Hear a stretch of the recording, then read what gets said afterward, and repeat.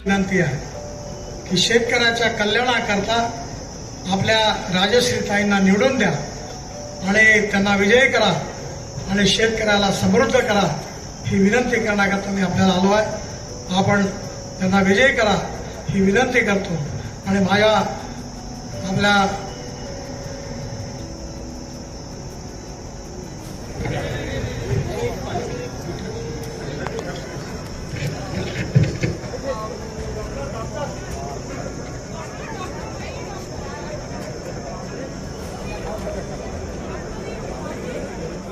बोरीत नाही चालली